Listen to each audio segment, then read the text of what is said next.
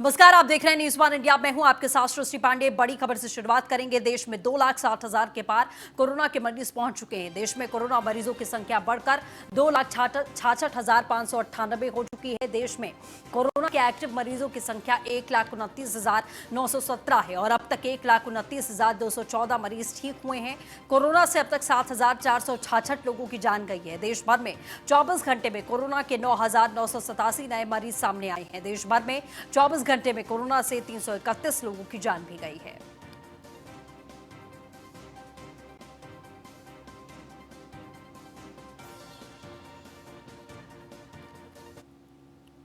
वहीं मुंबई से बड़ी खबर, जहां कोरोना से deputy municipal commissioner Shirish Dikshit की मौत। बीएमसी के deputy municipal commissioner Shirish Dikshit की मौत का मामला सामने आ चुका है। तो मुंबई में इससे पहले भी कई पुलिस प्रशासन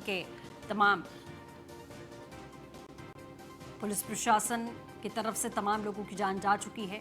कोरोना की वजह से कोरोना वॉरियर्स अपनी जान गंवा चुके हैं। बीएमसी के deputy municipal commissioner Shirish Dikshit की मौत से कहीं ना कहीं दहशत का माहौल है। कोरोना से डिप्टी म्युनिसिपल कमिश्नर की मौत का मामला।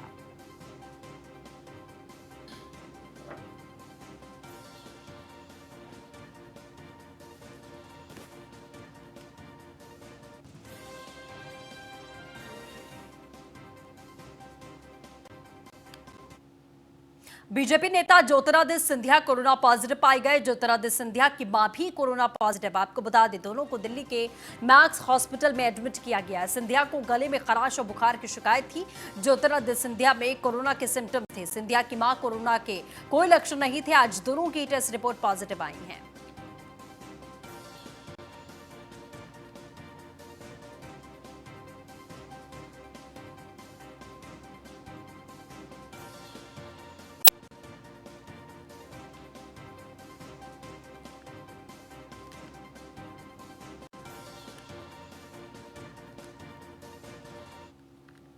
तो वहीं यूपी में कोरोना मरीजों की संख्या बढ़कर 11,335 है। यूपी में कोरोना के एक्टिव मरीजों की संख्या 4,365 है। यूपी में कोरोना वायरस के 389 नए केसेस हैं। यूपी में कोरोना से अब तक 6,669 लोग ठीक हुए हैं। यूपी में कोरोना से अब तक 301 लोगों की मौत हुई है।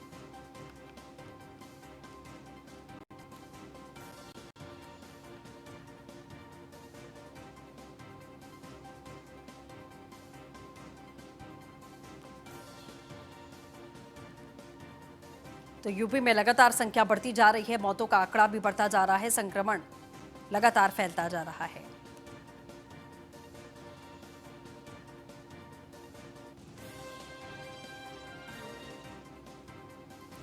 इसकी भाजपाई अपडेट के साथ जुड़ चुके हैं। इसकी क्या कुछ जानकारी है? उत्तर प्रदेश में लगातार दिन प्रतिदिन आंकड़ा बढ़ता जा रहा है।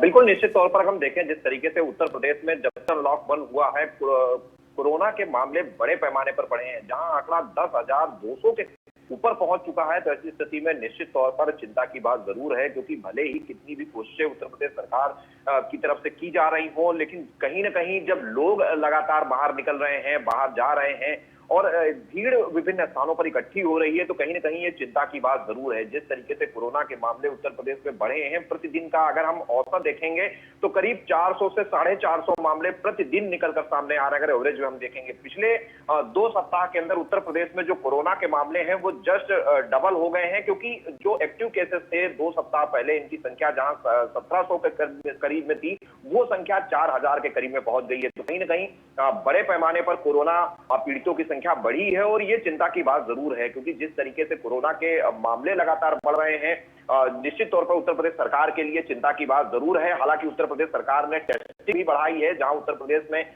अब टेस्टिंग की संख्या बढ़ी है। करीब 9,000 से ज्यादा की टेस्टिंग प्रतिदिन हो रही है, लेकिन बावजूद इसके जो वर्तमान में एक्टिव केसेस हैं वो 10,947 हो चुके हैं। और लगातार अगर हम उनकी उपचारित होकर डिस्चार्ज होने वाले मरीजों की संख्या देखें तो 6,344 है, लेकिन बावजूद इसके जो एक्टिव केसेस हैं वो 4,320 अभी भी बने हुए हैं। तो ये जरूर चिंता की बात है, क्योंकि अब लोग निकल रहे हैं, मिल रहे हैं, एक दूसरे के पास जा रहे हैं, मार्केट में भीड़ हो रही है, और जिससे कहीं ना कहीं कोरोना को फैलने की वजह जरूर है। क्योंकि अगर कोई भी संक्रमित भीड़ में जाता है तो किसी को पता नहीं होता है, और जो लोग उसके संपर्क में आते हैं वो निश्चित तौर पर उसकी चपेट में आ सकते हैं और इसका संक्रमण और बढ़ सकता है। खासतौर पर हम उन जिलों की बात करें जहां से पहले भी कोरोना के केसेस आते रहे, चाहे वो नोएडा हो, गाजियाबाद हो, मेरठ हो, लखनऊ हो, मुरादाबाद हो, ये वो शहर हैं जहां से लगातार कोरोना के मामले आए हैं। साथ ही साथ जो नए जिले हैं उनमें भी कोरोना लगातार अपने पैर पसार रहा है। जहां जी। लॉकडाउन 3 तक कोरोना नहीं था, अब वहां पर भी कोरोना के केसेस हैं।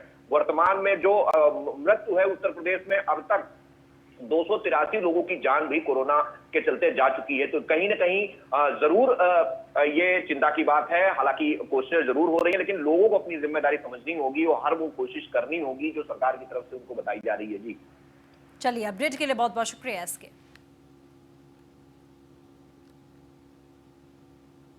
खबर लखनऊ से, जहां अम्बेडकर नगर के जिला चिकित्सालय के सीएमएस की मौत, जिला चिकित्सालय के सीएमएस एसपी गौतम की कोरोना से मौत हुई है। लखनऊ पीजीआई में इलाज के दौरान सीएमएस एसपी गौतम की मौत का मामला। आपको बता दें, कोरोना संक्रमित थे अम्बेडकर नगर के सीएमएस एसपी गौतम। हालात गंभीर होने पर अम्बेडकर नगर से उन्हें लखनऊ इलाज के लिए रेफर कर दिया था, जहां पीजीआई में उनका इलाज लगातार जारी था, लेकिन आखिरकार वो कोरोना की जंग हार गए और उनकी मौत हो गई।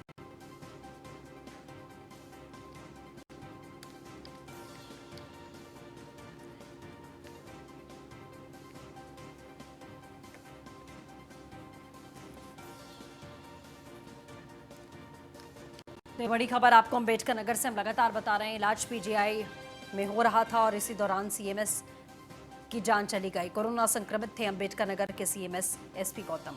हालात गंभीर होने के नाते उन्हें अम्बेडकर नगर से लखनऊ इलाज के लिए रेफर किया गया था।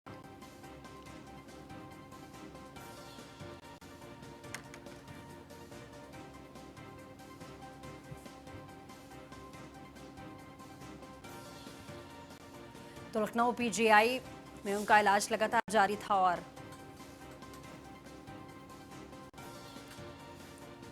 हालात गंभीर होने पर अम्बेडकर नगर से उन्हें लखनऊ इलाज के लिए रेफर किया गया था।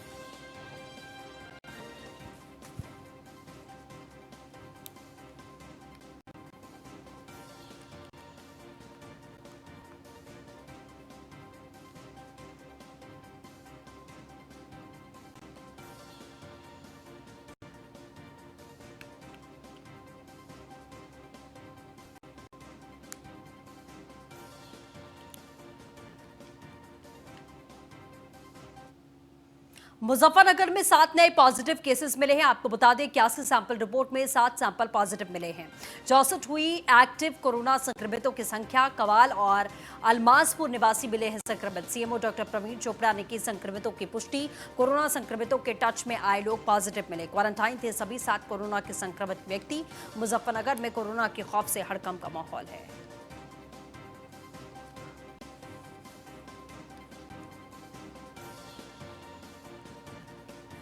तो मुजफ्फरनगर से बड़ी खबर आपको लगातार बता दें, कोरोना संक्रमितों के टच में आए थे, पॉजिटिव मिले हैं। क्वारंटाइन थे सभी 7 लोग जो कि अब कोरोना संक्रमित के संपर्क में आए थे। मुजफ्फरनगर में कोरोना के खौफ से हड़कंप का माहौल है।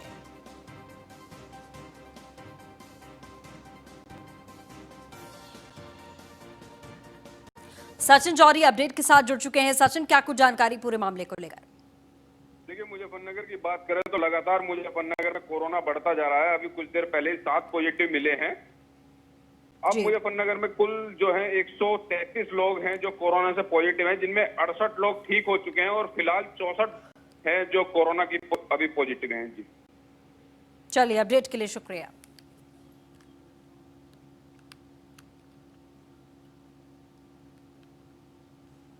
यूपी में 69,000 शिक्षक भर्ती में गड़बड़ी का मामला। आपको बता दें, यूपीएससी को सौंपी गई अब मामले की जांच पड़ताल। अभी किसी का डॉक्यूमेंट वेरिफिकेशन नहीं किया गया है। आपको बता दें, भर्ती में 50% सीटें आरक्षित हैं, जबकि बाकी 50 में नियमानुसार ही भर्ती हुई है। मामले में राजनीति नहीं होनी चाहिए, सतीश द्विवेदी ने साफ कहा है। जैसा कोर्ट का आदेश होगा वैसी ही कार्रवाई की जाएगी। मामले में जुड़े कई लोगों की गिरफ्तारी हो चुकी है। सेंटर पर हुई लापरवाही की भी जांच की जाएगी। 11 लोगों को अभी तक गिरफ्तार किया गया है। शिकायत पर केएल पटेल समेत 11 लोगों की अरेस्टिंग हुई है। योगी सरकार जीरो टॉलरेंस के आधार पर कार्य कर रही है। कहीं भी कोई भ्रष्टाचार सामने आया तो उस पर तुरंत कार्रवाई की जाएगी।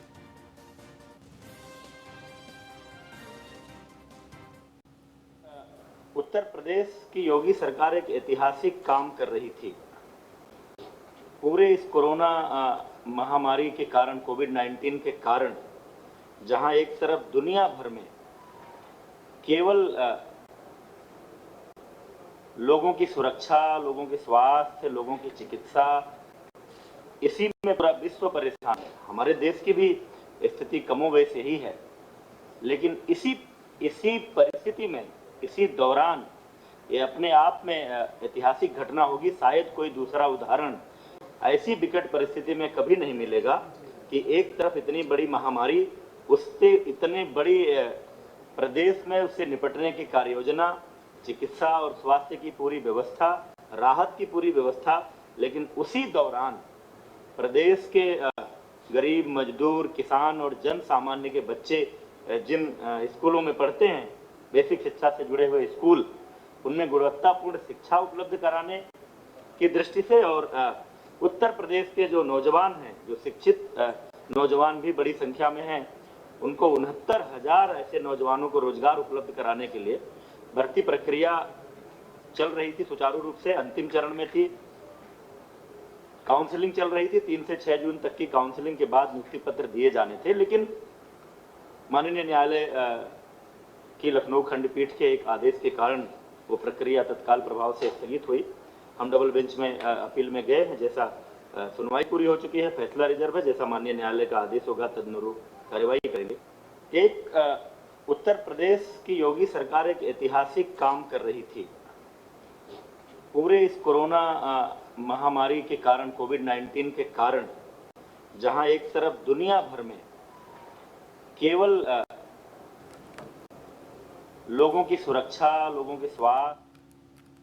यूपी के कासगंज में अनामिका शुक्ला के नाम से नौकरी करने वाली प्रिया की गिरफ्तार होने के बाद में सुर्खियों में आए फर्जी शिक्षक मामले में रोज नए नए खुलासे हो रहे हैं। प्रदेश के बेसिक शिक्षा मंत्री सतीश द्विवेदी ने लखनऊ में पत्रकार वार्ता करके बताया कि असली अनामिका शुक्ला अभी भी गिरफ्तार नहीं हुई है, पुलिस को उसकी तलाश है। मंत्री सतीश द्विवेदी ने बताया कि इस मामले का खुलासा प्रेरणा ऐप के द्वारा हुआ है। उन्होंने बताया कि सभी शिक्षकों का डेटाबेस तैयार किया जा रहा था, तब पकड़ में आया कि एक ही नाम और पते की शिक्षिका कई जिलों में पढ़ा रही है। जांच किया गया तो पता चला कि अनामिका कहीं खुद जाती थी तो कहीं ज्वाइनिंग के बाद से अनुपस्थित चल रही हैं। कुछ जगह अनामिका के नाम से दूसरी शिक्षक भी पढ़ती मिली है। उन्होंने बताया कि सबसे पहले बागपत जिले के बड़ौद से मामला खुला। उन्होंने बताया कि बनारस, अलीगंज, कासगंज, अमेठी, प्रयागराज, रायबरेली, सहारनपुर और अंबेडकर नगर में भी यह मामला पकड़ में आया। प्रदेश के बेसिक शिक्षा मंत्री सतीश द्विवेदी ने बताया कि प्रदेश के 6 विद्यालयों के अनामिका शुक्ला के नाम पर 12,24,700 रुपए का भुगतान किया गया। अनामिका शुक्ला अभी तक पकड़ी नहीं गई है।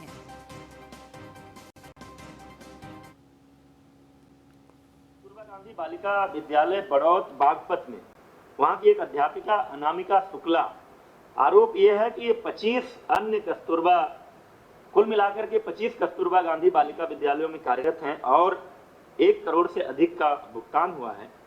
इस संदर्भ में आपको मैं बताना चाह रहा हूं कि हमने प्रेरणा डिजिटल फ्रेमवर्क बेसिक शिक्षा विभाग में पिछले कई महीनों से लागू किया है, जिसके माध्यम से मानव संपदा पोर्टल हमारा है। शुरू में ये जो हमारे प्राइमरी और अपर प्राइमरी थे, प्राथमिक और उच्च प्राथमिक, उसमें ये लागू था, लेकिन बाद में 11 फरवरी के एक आदेश के अंतर्गत हम लोगों ने इस फ्रेमवर्क को प्रेरणा तकनीकी फ्रेमवर्क के नाम से जाना जाता है, कस्तूरबा गांधी बालिका विद्यालयों में भी लागू किया है। और उस लागू होने के बाद मार्च से वहां भी जो डेटा फीडिंग की प्रक्रिया शुरू हुई, अब उसमें एक सिस्टम है कि अगर कोई भी सेम डिटेल दूसरी जगह फीड किया जाएगा तो वो हमारा सिस्टम हमको अलर्ट करेगा। और उस फ्रेमवर्क के इस्तेमाल के कारण ये मामला पकड़ में आया है। और जो जांच हुई है उस जांच में ये तथ्य सामने आया है कि बड़ौद, हर ब्लॉक में कस्तूरबा होता है, बागपत के बड़ौद ब्लॉक में जो कस्तूरबा गांधी बालिका विद्यालय है उसमें ये कार्यरत शिक्षिका अनामिका शुक्ला, जो एक पोस्टिंग वहां पर थी, उस बेस पर चूंकि पहला डेटा वहां मिला, उस बेस पर जो जांच की गई, 8 अन्य जनपदों के एक कस्तूरबा विद्यालयों में, यानी कुल 9 विद्यालय। ये जनपद है वाराणसी, अलीगढ़, कासगंज, अमेठी, रायबरेली, प्रयागराज, सहारनपुर तथा अंबेडकर नगर में पूर्णकालिक विज्ञान शिक्षकों की नियुक्ति हुई है। एक का डॉक्यूमेंट है, उस डॉक्यूमेंट का इस्तेमाल हुआ है, उस डॉक्यूमेंट का इस्तेमाल करके अन्य जगहों पर कोई और शिक्षिका अनामिका शुक्ला के नाम से गई है, उस पर नियुक्ति हुई है, सामने आई है। लेकिन कई जगहों पर योगदान नहीं किया, वहां जाकर के ज्वाइन नहीं किया, कई जगहों पर ज्वाइन करने के बाद लगातार अनुपस्थित है। तो कुल मिलाकर 6 विद्यालयों के माध्यम से अनामिका शुक्ला के डॉक्यूमेंट पर नियुक्त हुई शिक्षिकाओं को 12,24,700 रुपए का भुगतान हुआ है। उक्त मामले की अभी तक की जांच की स्थिति आई है, कहीं और इनके होने का जानकारी नहीं मिली है। पुलिस ने एक शिक्षिका को गिरफ्तार भी किया है, कासगंज में वो त्यागपत्र देने गई थी। 12,24,700 एग्जैक्टली जो अनामिका शुक्ला है वो अभी पुलिस की गिरफ्त में नहीं है, लेकिन साथ ही हम लोगों ने पूरे प्रदेश के 746 कस्तूरबा गांधी बालिका विद्यालयों में लगभग 5,000 शिक्षक और शिक्षिकाओं के डॉक्यूमेंट के वेरिफिकेशन, उनके अभिलेखों की जांच, उनका आधार कार्ड और उनके पहचान पत्र, इन सब की जांच का आदेश दे दिया है, ताकि कहीं और कोई ऐसा मामला हो तो वो भी पकड़ में आ जाए और भविष्य में इस तरह का ना हो। क्योंकि ये नियुक्तियां जिला स्तर पर होती हैं, डाइट प्रिंसिपल की अध्यक्षता में एक कमेटी होती है, उसमें बीएसए होते हैं, एक मनोवैज्ञानिक विशेषज्ञ होते हैं, एक डीएम के नामिनी होते हैं। संविदा पर ये नियुक्ति होती है 1 वर्ष के लिए। हर जिला स्तर से कोई केंद्रीय नियुक्ति की इसमें व्यवस्था नहीं है, लेकिन आगे से ये फुल प्रूफ व्यवस्था ये इसको करने जा रहे हैं ताकि इस तरह की कोई बात ना होने। सपा सुप्रीमो अखिलेश यादव ने ट्वीट करके सरकार पर साधा निशाना। अखिलेश ने ट्वीट करके लिखा, उत्तर प्रदेश की भाजपा सरकार में इन्वेस्टमेंट समिट और डिफेंस एक्सपो का कागजी इवेंट और निवेश ला सका न रोजगार। यदि मुख्यमंत्री जी 69,000 शिक्षक, वीडियो, एलटी, एटीए और यूपीएससी की अन्य नौकरियां लटकाएं ना और जाते जाते नौकरियों का दिव्यदान दे जाएं तो युवा उनकी विदाई मुस्कुरा कर करेंगे।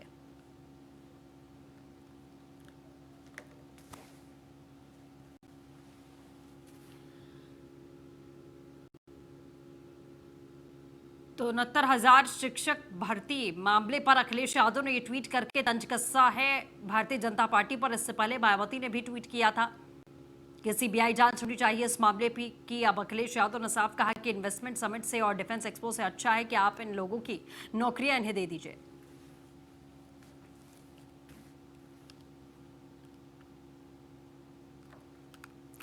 लखनऊ से खबर है, जहां लॉकडाउन खुलते ही शुरू हुआ अवैध हुक्का बार। हुक्का बार में होने लगी युवक और युवतियों की गैदरिंग। स्थानीय पुलिस के संरक्षण में चल रहा अवैध हुक्का बार। हुक्के में लगे एक ही पाइप से दर्जनों हुक्का पी रहे हैं। कैपेचिनो रेस्टोरेंट एंड बार के नाम से संचालित है हुक्का बार। तरह तरह के फ्लेवर के साथ में पिलाया जाता है यहाँ पर हुक्का। पूर्व में कई बार अवैध हुक्का बारों के खिलाफ में अभियान चलाए जा चुके हैं, लेकिन कैपेचिनो बार पर इसका कोई असर नहीं दिखता है। एवरेडी चौराहे से मवैया ओवरब्रिज से पहले स्थित है कैपेचिनो अवैध हुक्का बार। बाजार खाला थाना इलाके में संचालित हो रहा है अवैध हुक्का बार।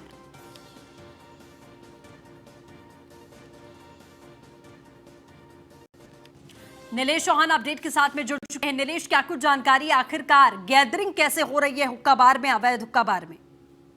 बिल्कुल आपको बता दूं कि इससे पहले डीएम लखनऊ ने और लखनऊ पुलिस ने संयुक्त रूप से अभियान चलाकर जो अवैध हुक्का बार थे उनको बंद कराने की कार्रवाई भी की थी, लेकिन उसके बाद जो कोरोना संक्रमण का कहर उत्तर प्रदेश में देखा गया, जिसके बाद प्रधानमंत्री के आह्वान के बाद पूरे देश को लॉकडाउन किया गया। लॉकडाउन के दौरान लखनऊ के अंदर सारी चीजों को बंद किया गया और पुलिस पूरी मुस्तैद थी, लेकिन जैसे ही ढील दी गई है तमाम चीजों को खोलने की, वैसे ही ये जो अवैध हुक्का बार है ये भी खुल गया है। आपको बता दें कि ये बाजार खाला थाना क्षेत्र में स्थित है। स्थानीय लोगों की माने तो साफ तौर पर उनका ये कहना है कि जो ये हुक्का बार चल रहा है वो कहीं ना कहीं पुलिस के स्तर पर उसको चलाया जा रहा है, क्योंकि पूर्व में जिस तरीके से हुक्का बारों के ऊपर कार्रवाई जिला प्रशासन ने की थी, लखनऊ पुलिस ने की थी, उसके बाद ये धड़ल्ले से सरेआम जो है हुक्का बार चलाया जा रहा है। ऐसे में स्थानीय पुलिस के ऊपर सवाल उठना लाजमी है, क्योंकि जिस तरीके से कोरोना का संक्रमण लगातार उत्तर प्रदेश में बढ़ रहा है, लखनऊ में भी लगातार हर एक दिन 1-2 मामले सामने आते हैं जो कोरोना पॉजिटिव होते हैं। ऐसे में जब तमाम लोग वहां पर पार्टियां करने पहुंच रहे हैं, एक ही हुक्के से तमाम लोग जो है हुक्का पी रहे हैं, तो ऐसे में कहीं ना कहीं कोरोना का संक्रमण फैलने का खतरा और बढ़ जाता है।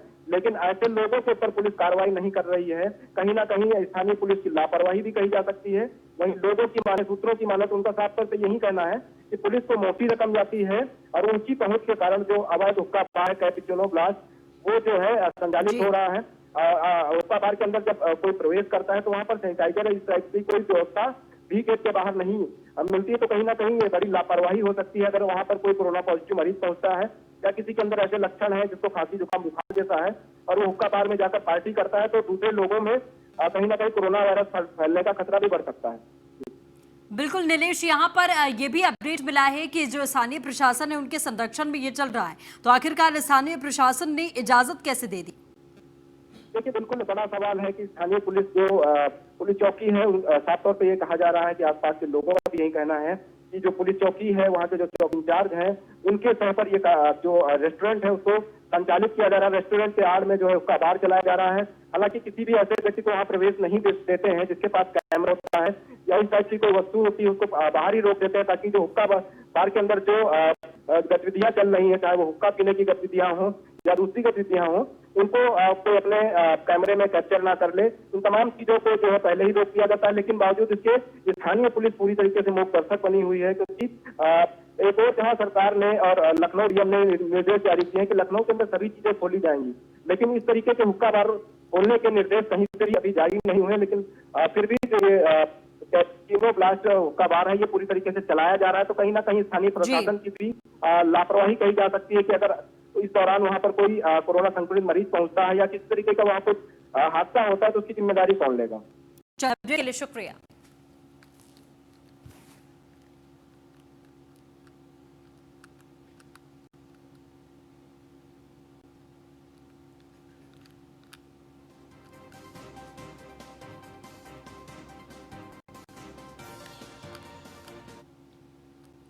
तो वहीं मुजफ्फरनगर में युवक की गुंडाई का वीडियो वायरल हुआ है। फिल्मी अंदाज में रिवॉल्वर से दनादन फायरिंग की गई, दोनों हाथों में रिवॉल्वर से ताबड़तोड़ फायरिंग की गई है। फायरिंग से कॉलोनी के लोगों में दहशत का माहौल है।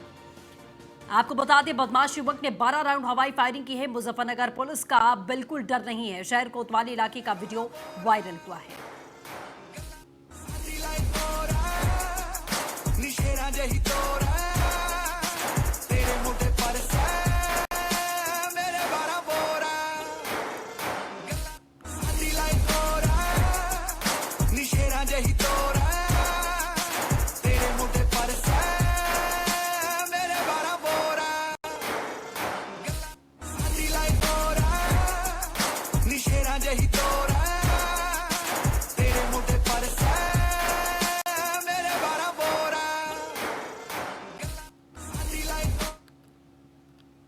योगीराज में बदमाशों की उल्टी गिनती जारी है। बागपत, मुजफ्फरनगर, ग्रेटर नोएडा में मुठभेड़। बागपत में ईस्टर्न पेरिफेरल एक्सप्रेसवे के पास में मुठभेड़। बागपत में एक बदमाश के पैर में गोली लगी। मुजफ्फरनगर में पुलिस और बदमाशों के बीच में 2 मुठभेड़। मुजफ्फरनगर में हिस्ट्री शीटर बदमाश चुन्नू घायल हुआ है। मुजफ्फरनगर में दूसरी मुठभेड़ में 75,000 का इनामी बदमाश अनिल घायल हुआ है। ग्रेटर नोएडा में ट्रक सवार बदमाशों से दादरी पुलिस की मुठभेड़। ग्रेटर नोएडा में 6 बदमाश पुलिस की गोली लगने से घायल हुए हैं। मुठभेड़ की 3 तस्वीरें हम आपको दिखा रहे हैं। बागपत, ग्रेटर नोएडा, मुजफ्फरनगर की तस्वीरें हैं। 75,000 का इनामी बदमाश इसमें घायल हुआ है। ग्रेटर नोएडा में 6 बदमाश पुलिस की गोली लगने से जख्मी हुए हैं।